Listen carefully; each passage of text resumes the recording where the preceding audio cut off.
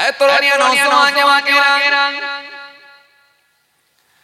হে আমার মুরব্বিরা শরীরে কে বাবা মদিনা একজন ডক্টর ইসমাইল আল্লাহ নবীর কাছে একটা পাঠানো ইয়া রাসূলুল্লাহ ইয়া হাবিবাল্লাহ নাজ্জাসী বাদশা এই ডক্টরকে পাঠিয়েছেন আপনার সাহাবীদের জন্য ফ্রি ট্রিটমেন্ট হবে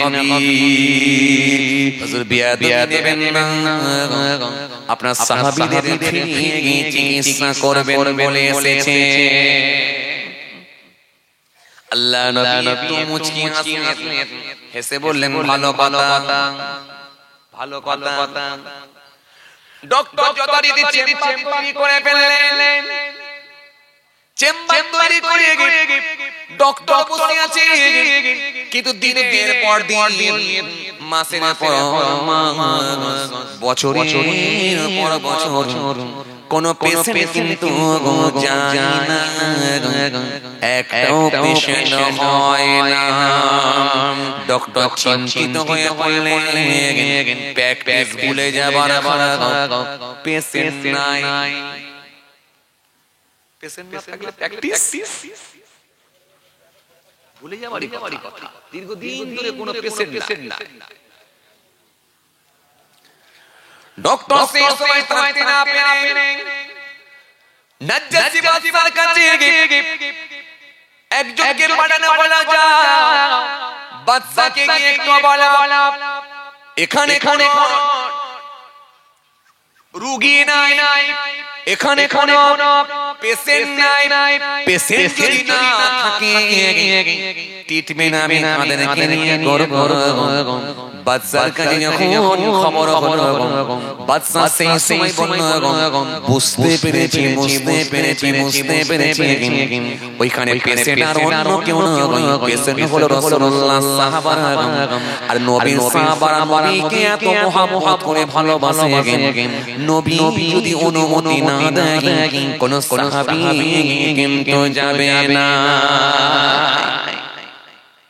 সাহাবীরা এত ভালোবাসতেন সাহাবীরা নবীকে এত মহব্বত করতেন এত ভালোবাসতেন রাসূলুল্লাহর জন্য জীবন দিয়ে দেব নবীর জীবন দিয়ে দেব সাহাবীরা নবীকে এত মহব্বত করে সাহাবীরা নবীকে এত ভালোবাসে রাসূলুল্লাহর জন্য জীবন দিতে তৈরি নবীর জন্য জীবন নিতে তৈরি সাহাবীরা রাসূলুল্লাহকে এত ভালোবাসতেন আমার রাসূলুল্লাহর সামনে বসে যখন আলোচনা শ্রবণ করতেন আমার রাসূলুল্লাহ যখন একবার মুবারক খানা ফেলবেন অমনি সাহাবীরা লাফালাফি লাগিয়ে দিতেন কে ওই থুতুটাকে ধরে নিতে পারবে আমার নবী সাহাবীদের দেবেন না আমার নবী ফাঁকা জায়গায় ফেলবেন ফেলতে গেলেন অমনি সাহাবীরা কোনো কথা না বলে ছুটে এসে ঝাঁপিয়ে গিয়ে কে থুতুটাকে পাবে আগে সঙ্গে সঙ্গে যে সাহাবী ভাগ্যবান বাবাজি থুতুটা পেয়ে যেতেন থুতুটাকে নিয়ে মাথায় মেখে ফেলতেন মুখে মেখে ফেলতেন গায়ে মেখে ফেলতেন শরীরে মেখে ফেলতেন দূর থেকে গায়ের মানুষগুলো মুসলিম মানুষ ইহুদি মানুষ তারা বলে মুহাম্মদ সাল্লামের কাছে দেখো থেকে এদের মাথাটা পুরো গেছে থুতু আবার মানুষ মাখে নাকি এদের মাথাটা গেছে কেন তারা কত রকম অপবাদ দিয়েছে জাদুকর বলেছে কথা বলো বলেছো বলতে বাকি রেখেছে দূর থেকে দেখে বলছে এদেরও মাথাটা গেছে মুহাম্মদ থেকে এদেরও মাথাটা গেছে থুতু আবার মানুষ মাখে এই কথা বলে উত্তরীয় শ্রেণীকে এইভাবে তারা টোল করত আমার নবীকে নিয়ে সাহাবাদেরকে নিয়ে ঠাট্টা করত মজা করত কিন্তু আমার রাসূলুল্লাহকে যে আল্লাহ কি নিয়ামত করেছে তারা তখনও পর্যন্ত জানে না তারা যখন মাঝে মাঝে কাছে আসতো এসে যখন বুঝতে পারত যে সাহাবীরা থুতু মেখেছে ওই থুতুটা কিন্তু সাধারণ থুতু নয় যে সাহাবী একবার শরীর মুবারকে মেখে নিয়েছে তার গোটা শরীর দিয়ে মুস্কে আম্বারের খুশবু ছড়িয়ে গেছে আর জোরে বলে জোরে বলতে পারেন না? আরো জোরে বলতে পারেন না? এটা কোন সাধারণ থুতু নয়, এটা কোন পল্টুর থুতু নয় যে গন্ধমের বেগ আমার নবীর পেছাব ছেড়ে ফেলেছে, নিজেকে ভাগ্যবান বলে মনে করেছে। আমার থুতু মুবারক যে মেখেছে তার কপালটা বড় হয়ে গেছে বলে মনে করেছে। কারণ রাসূলুল্লাহর থুতু মাখাটা হলো সৌভাগ্যের ব্যাপার। গোটা শরীর দিয়ে মুসলিম মানে খুশবু ছড়িয়ে গেছে। ওই বেঈমান গুলো, ওই গায়ের কমগুলো, ওই অমুসলমান গুলো যখন তারা বুঝতে পেরে গেছে এটা সাধারণ কোন মানুষের থুতু নয়, রাসূলুল্লাহর থুতুর খুশবুটাও আলাদা। তারা তখন থাকতে না পেরে যারা টোল করেছে, ঠাট্টা করেছে, তারা সেই রাসূলুল্লাহর হাতে হাত দিয়ে কালেমা পড়ে ঈমান কবুল করে নিয়েছে। কথা কিছু বুঝতে পারছেন বাবাজি? এটা কি থুতু নাকি? এ থুতুটাও তো আলাদা। আমার আল্লাহ আগে নির্দেশ করে দিলেন, দুনিয়ার যত নোংরা, যত অপবিত্র জিনিসগুলো আছে, যত রকমের আবর্জনা আছে, সাবধান হয়ে যাও। জমিন ফেটে যাও, জমিন দিকে ফেটে গেল। দুনিয়ার সাধারণ নোংরা, পেচ্ছাপ, পায়খানা ইত্যাদি যত রকমের যা নোংরা জিনিস আছে সব জমিনের নিচে প্রবেশ করে আবার জমিন আগের মতো পুনরায় ফের আগের মতো লেগে গেল। নবী ওই পথ দিয়ে হাঁটে। এত সহজ নাকি? এত সহজ? আপনি কার উম্মত একবার ভেবেছেন? আসেন, আমার নবী যে কথাগুলো দিয়ে গেছেন, যেগুলো করে দিয়ে গেছেন, আজকের মানুষগুলো তারা মাথা পেতে মেরে দিচ্ছে। কিন্তু আমরা মুসলমানের ছেলে এত প্রিয়ার ভক্ত, এত খেলোয়াড় ভক্ত, এত গায়ক ভক্ত, নায়ক ভক্ত হয়ে গেছি, নবীর কথাগুলোকে খালি ভার করছি না, আমরা বরং অন্ধকারের দিকে চলে যাচ্ছি।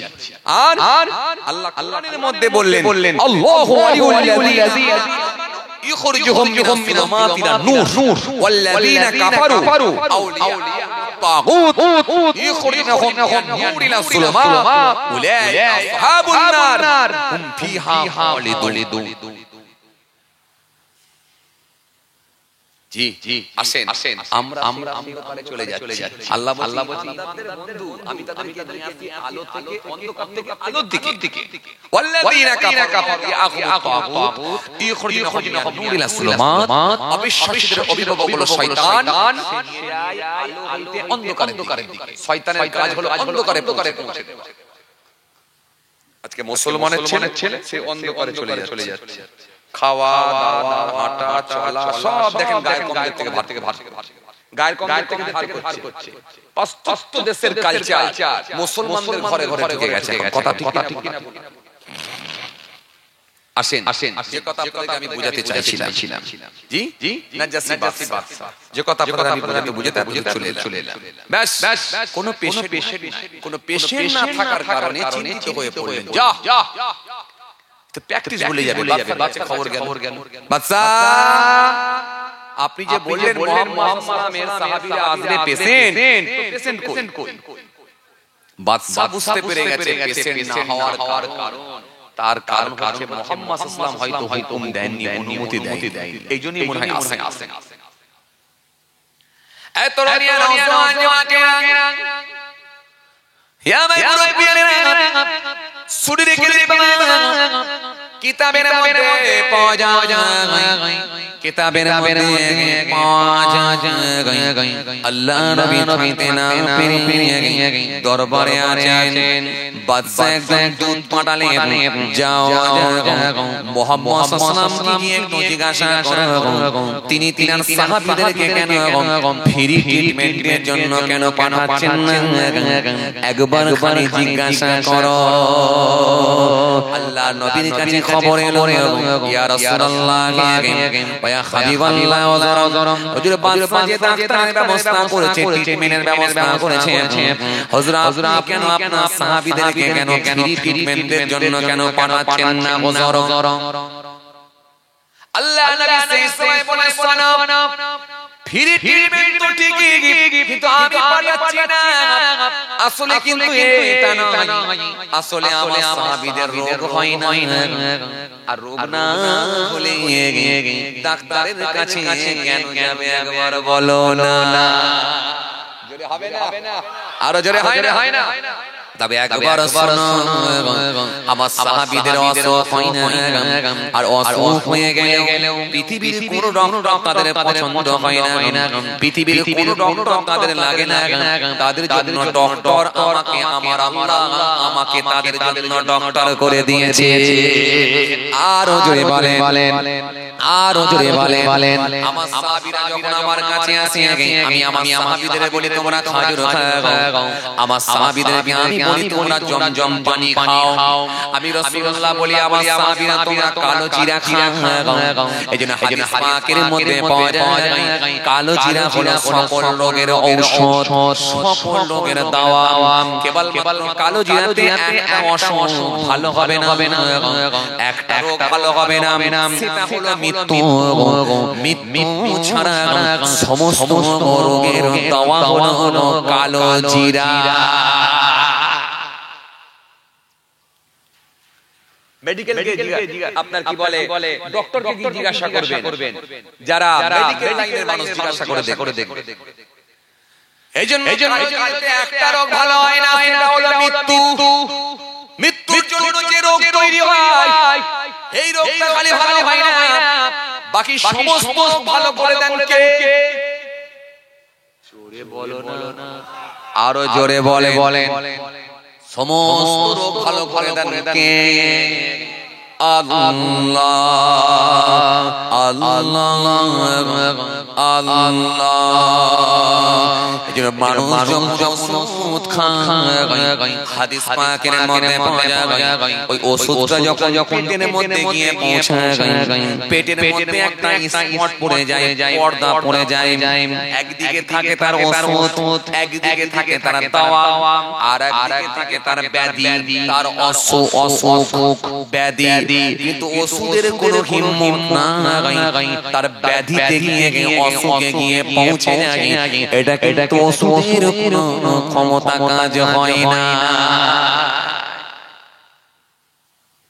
পেটের মধ্যে একটা স্পট পড়ে যায়, পর্দা পড়ে যায়। একদিকে থাকে ওষুধ দাওয়া, আর একদিকে থাকে অসুখ ব্যাধি রোগ, আর একদিকে থাকে। কিন্তু ওই ওষুধ ইন্তজার অপেক্ষা করে যতক্ষণ না আল্লাহর নির্দেশ হয়। আল্লাহর নির্দেশ না হলে ওই ওষুধ তার রোগে ব্যাধিতে গিয়ে পৌঁছায় না। এই জন্য পেটের মধ্যে যখন পর্দা তৈরি হয়ে যায়, আল্লাহ যখন নির্দেশ হয় ওই পর্দাটা ভেদ করে পর্দাটাকে সরিয়ে দিয়ে ওষুধ গিয়ে তার রোগে, তার ব্যাধি, তার অসুখে গিয়ে পৌঁছে যায়। ওই লোকটার শরীরকে আল্লাহ রোগকে মুক্ত করে দেন, রোগটাকে আমার আল্লাহ নিরাময় করে দেন, রোগটাকে আমার আল্লাহ ভালো করে দেন। আর যার রোগকে আমার আল্লাহ ভালো করবেন না বলে সিদ্ধান্ত নিয়েছে, সে যদি ব্যাঙ্গালোরে যায়, আর যদি মণিপালেও যায়, চেন্নাইয়ে যায়, পৃথিবীর যে কোনো জায়গায় যায় না কেন, তার যদি মৃত্যু আল্লাহ লিখে রেখে দেন, তার ওষুধ খাওয়া কোনো কাজ করবে না। এজন্য কেউ সুস্থ হয় আর কেউ সুস্থ হয় না, কারণ ওই ওষুধে আল্লাহ তার সুস্থতা রাখেন না। কারণ ওই পেটের মধ্যে অসুখ থাকবে, আর ওষুধ রয়ে যাবে, কিন্তু ওষুধ কাজ করবে না। কারণ যতক্ষণ না ওখানে নির্দেশ হয়, এইজন্য পর্দায় স্পট পড়ে যায়। হাদিস পাকের মধ্যে কথা বুঝতে পারছেন? আপনাদের কষ্ট হচ্ছে বাবাজি, জোর করে বলতে হবে কষ্ট। হ্যাঁ, আহা কত ওয়াজ শুনবেন বাবাজি, আর ওয়াজ শুনে রাখবেন কোথায়? রাখারই জায়গা।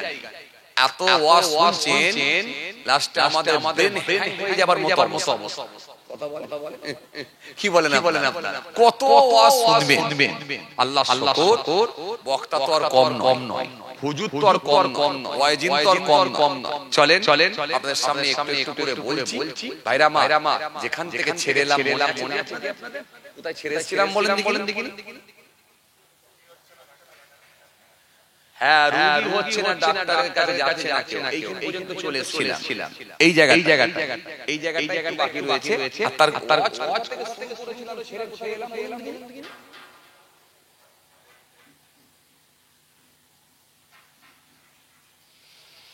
রাত হলে কি জানেন, কমিটি ভাই জানেন, রাত হলে না টাওয়ার চলে যায়। কথা বুঝছেন?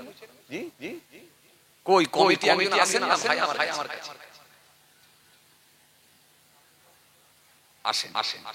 আসেন, খেয়াল করেন যে কথা আপনাদের বোঝাতে চাইছিলাম। তাহলে আপনারা মনে করতে পারলেন না থেকে ছেড়ে এলাম।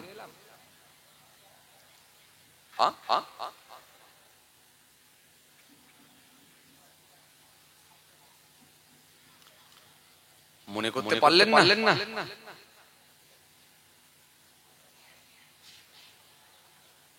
কি জি ভুলে গেলেন আপনারা? আমি মনে করে দেবো বলছি, আমি মনে করে দেবো। কমিটি কই কমিটি?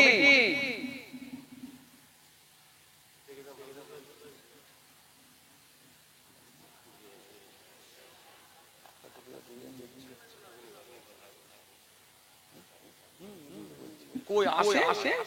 শোনেন না কি বলেছি আমি, শুনেছেন তো? শোনেন না? হালকা আমি বলেছি নেটে ঢুকলে রাগ করলে মন খারাপ হবে না। শুনেছেন?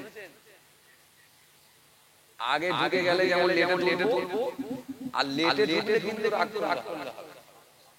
শুনেছেন তো? হ্যাঁ, ঠিক আছে। লেটে ঢুকলে কিন্তু রাগ করলে হবে। সেদিন এক জায়গায় গিয়েছি, মন খারাপ না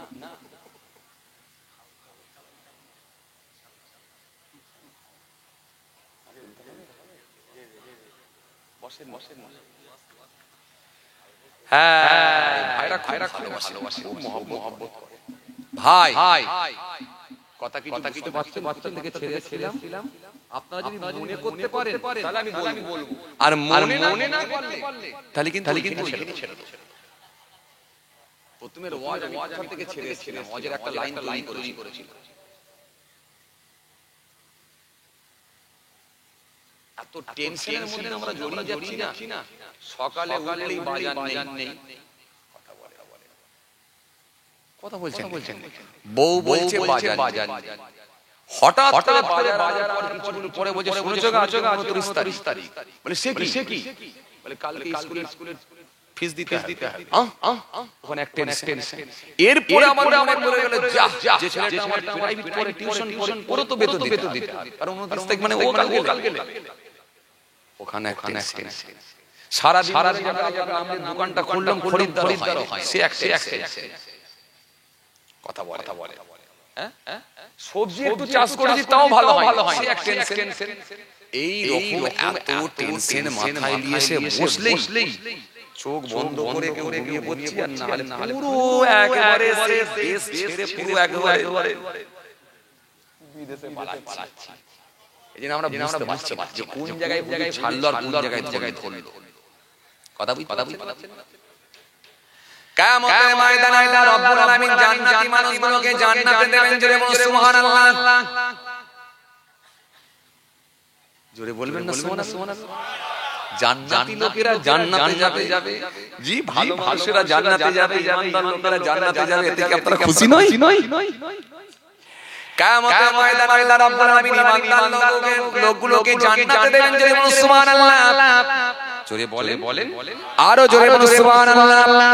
সেই দিন আল্লাহ যাদের আমলনামা ডান হাতে দিয়ে দেবে তারাই যাবে জান্নাতে। জোরে বলুন সুবহানাল্লাহ। আব্দুর রহমান ভাইকে সাপে কামড়েছে, জোরে বলুন সুবহানাল্লাহ।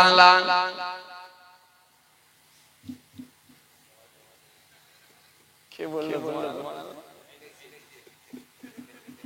কথা বুঝছেন না?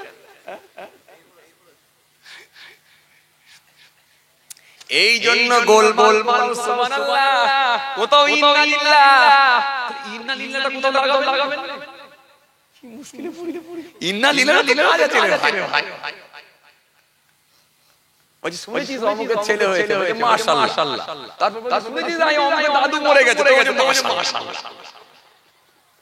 আরে দাদু মরে গেছে, বল ইন্না লিল্লাহি খুব বিপদ। এই জন্য আপনাদেরকে আমি বলেছি টেনশন মুক্ত হতে হবে। যেদিনে দেখবেন শরীর ভালো আছে, মন ভালো আছে, ব্রেন ঠিক আছে, ছেলের হাইট নেই, বয়সের সঙ্গে ঝগড়া হয় না, কোনো ঝুট ঝামেলা হয় না, সেদিনে গিয়ে সুস্থ শরীরে ওয়াজ। আর যেদিনে মন খারাপ, পেট খারাপ, শরীর খারাপ, ছেলের হাইট গিয়েছেন, বয়সের সঙ্গে ঝগড়া করেছেন, সেদিনে টেনশন দিয়ে মাথায় আসবে। কারণ টেনশন দিয়ে কিছু পারবেন না। যে আমি কত ভালো ভালো কথাগুলো আপনাদের সামনে দিয়েছি, সব মনে ভুলে গেল। কথা বুঝছেন? আমি আপনাদের সামনে করেছিলাম, আপনারা ভুলে গেছেন। আমি শুরু করেছিলাম রাসূল করিম সাল্লাল্লাহু আলাইহি ওয়াসাল্লাম বলে, আলী খাবারের ব্যবস্থা করো। একটা ছাগলের রানের ব্যবস্থা করা হয়েছিল, আর একসা খাদ্যের ব্যবস্থা করা হয়েছিল। নবী দোয়া করেছিলেন, 40 জন মানুষ খানা খেয়ে কমপ্লিট হয়ে গিয়েছিল, কিন্তু খানা কিন্তু ফুরায়নি। আপনি মনে করে দেখুন, এখান থেকে অস্ত্র করেছিলেন। ঠিক বলছি না ভুল বলছি? মনে করো দেখুন, এখান ছেড়ে এরপরে কিন্তু হয়নি।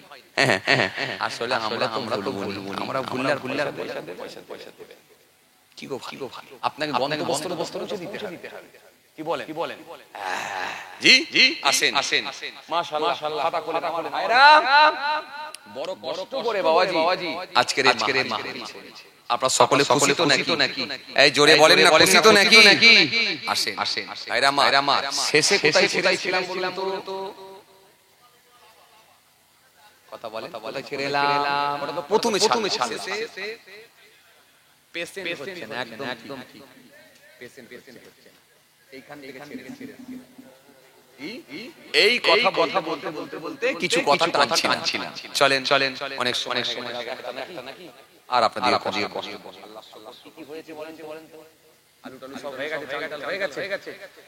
হ্যাঁ মাশাআল্লাহ। বাবাজি আমার ভাইরা, এরি চাঁদা তোলার সময় আমার তিরপল পিছনে। ও আচ্ছা, ওই দিকে যাচ্ছে, এইখানে পিছনে। এইবারে মনে লোক আসবে। এই রে বিপদ, কটা তিরপল পিছবে। এইবারে জায়গা দিতে পারবে না, কারণ এখানকার লোকেরা এত ভালো, চাঁদা তোলার সময় গিয়ে বসে। অন্যান্য জায়গায় এত ভালো লোক, তারা চাঁদা তোলার সময় পালিয়ে যায়। আবার এখানকার তো সিস্টেম, এরা দেখে বসে। মাশাআল্লাহ।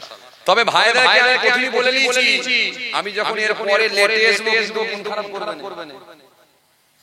আজকে আমাকে প্রায় 45 মিনিট বসিয়ে রেখেছে। জি আসেন। হতেই পারে, ওটা হতেই পারে, পরিস্থিতির পরিপ্রেক্ষিতে ওটাকে ম্যানেজ করে নিতে হবে। কথা ঠিক কি না? একটা হয়তো একটা হুজুর, সে হয়তো একটা অজের কি বলে সাবজেক্ট ধরেছে, সেটা কমপ্লিট না হওয়া পর্যন্ত, বা ছেলেদের আশাও ছিল হয়তো ওয়াজ করলে কিছু চাঁদা কিছু হয়েছে। মাশাআল্লাহ, আলহামদুলিল্লাহ, ওটা নিয়ে চলেন ভালোবাসা মহব্বত করেন। আল্লাহ শুকর। আজকে এই যে জলসা হয়েছে, মাশাআল্লাহ, 50 কিলো আলু হয়েছে না চাল হয়েছে? 50 কিলো চাল, আর 50 কিলো লাগবে, আর 30 কিলো হলে হয়ে যাবে। আলু কত অবস্থা হয়েছে? আর 2 বস্তা আলু তো হয়ে যাবে মাশাআল্লাহ। আচ্ছা, আলু হয়ে গেল, পেঁয়াজ হয়নি। আচ্ছা, মাইক হয়নি, প্যান্ডেল হয়নি, মাইক সেট ভাড়া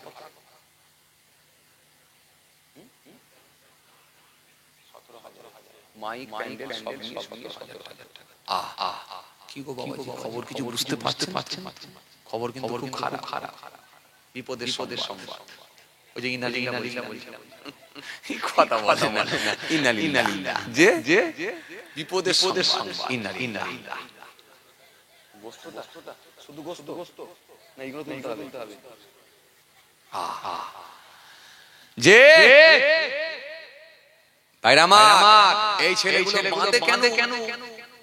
তো মনে বসে আছে, দেখছি পাপা সব ঠান্ডা হয়ে যাবে, বিরিয়ানি খাবে, হাতে ঠান্ডা হয়ে যাবে। চলো বাবা, টাকা দিতে হবে, এমনি বসে। টেনশন লেবার দরকার নেই।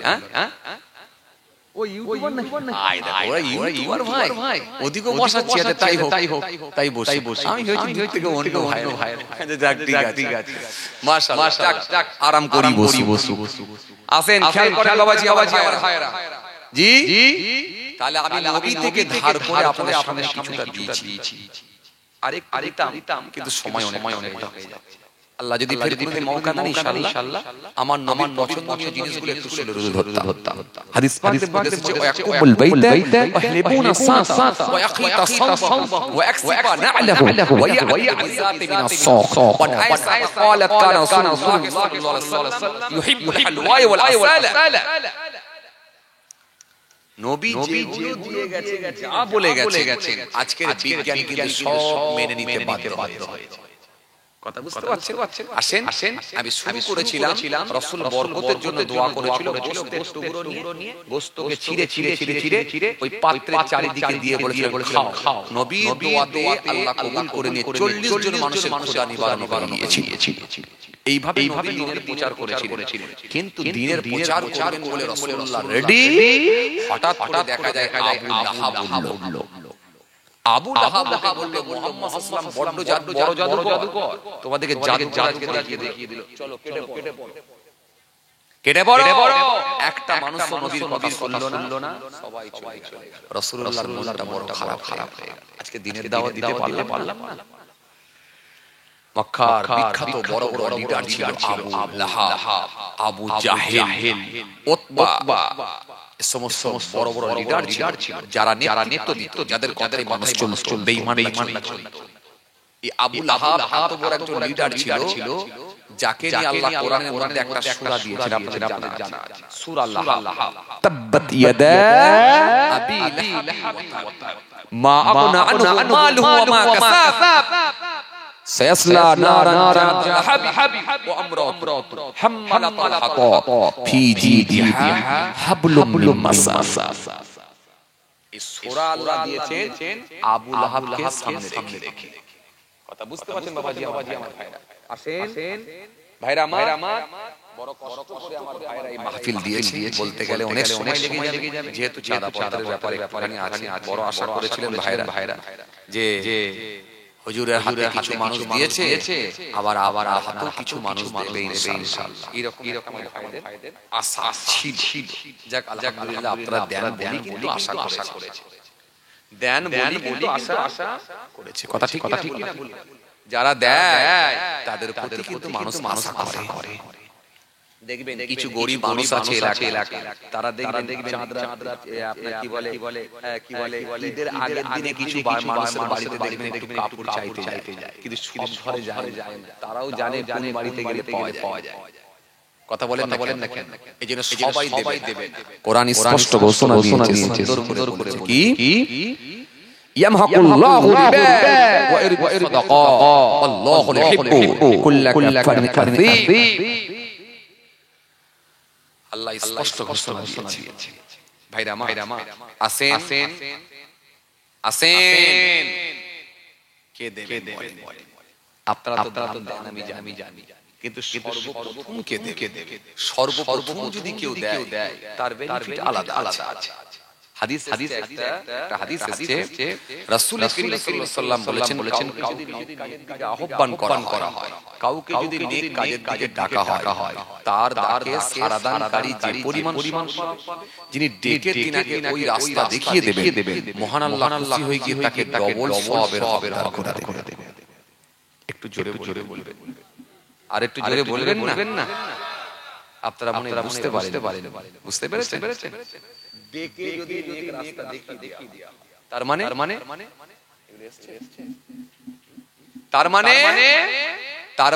ডেকে নেক রাস্তা দেখিয়ে দিলে তার মানে আপনার বন্ধুর সঙ্গে হতে পারে এক সময় লটারি কেটেছে, কিন্তু আজকে আপনি নামাজি হয়ে গেছে, আর বন্ধুকে বলে বুঝিয়ে ওর ব্রেনটাকে ওয়াশ করে আপনি যদি মসজিদে ঢুকিয়ে দিতে পারেন, বন্ধু যে পরিমাণ সওয়াব পাবে আল্লাহ খুশি হয়ে গিয়ে আপনাকে কিন্তু ডবল সওয়াবের করে দেবে।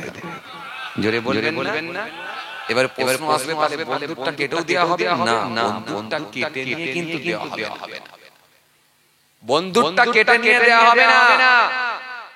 বন্ধু যতটা পাওনাদার, যতটা পানেওয়ালা, যতটা তার প্রাপ্য আল্লাহ ততটাই তাকে দেবে। আর আপনাকে ডবল দেবে, এই জন্য দেবে যে আপনার নিজের একটা দেবে, আর ওকে বলে বুঝিয়ে কষ্ট করে লাইনটা দেখিয়ে দিয়েছেন বলে আর একটা খুশি হয়ে আল্লাহ আপনাকে দেবে। এগুলো অন্য কিছু। সুতরাং আজকের দিন থেকে যদি সর্বপ্রথম কেউ দান দেন, তার দেখা দেখিতে যখন 2, 3, 4, 5, 6, 7, 8, 9, 10 যাবে, ওই এক নম্বরের ব্যক্তি কিন্তু বসে বসে 10 ডবল সওয়াবের হকদার হয়ে যাবে। জোরে বলবেন না, আরো জোরে বলবেন না। এই জন্য বাবাজি আজকের মাহফিলে এইগুলো সব মাশাআল্লাহ এই ছেলেগুলো মাশাআল্লাহ আজকের মাহফিলে সর্বপ্রথম কে দেবেন বলেন? এক বছর পরে 365 দিন পরে, এক বছর পরে 365 দিন পরে আজকের এই মাহফিল থেকে সর্বপ্রথম কে দেবেন? সর্বপ্রথম যদি কেউ দেয় তার বেনিফিট কিন্তু আলাদা। আমি আগেই বলে দিয়েছি। আসেন সর্বপ্রথম কে দেবে এবারে বলেন ইনশাআল্লাহ। এই মাহফিল থেকে এক নম্বরে থাকবেন, একটা কেউ বলবেন ইনশাআল্লাহ এক বছর পরে নেক নিয়তে জীবনের শেষ রাত মনে করে এই জলসার জন্য ইনশাআল্লাহ আগামী বছর আল্লাহ হায়াতে রাখলে 2000 টাকা প্রথমে আমি এক নম্বরে দেব ইনশাআল্লাহ।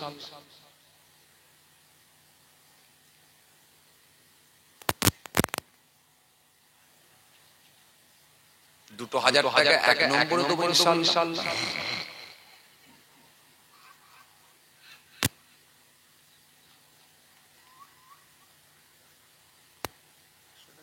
লিখে রাখেন মাশাআল্লাহ। এই মাহফিল থেকে কি একটা নেই? 2000 টাকা ইনশাআল্লাহ।